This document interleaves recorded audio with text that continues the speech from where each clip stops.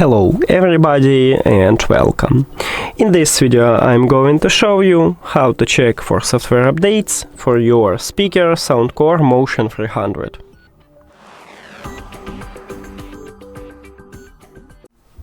You have to start by open SOUNDCORE application, and if you add your speaker to the application you will see it at the device list. Tap on it, and after that go to the settings at the right top. And right here we have update firmware.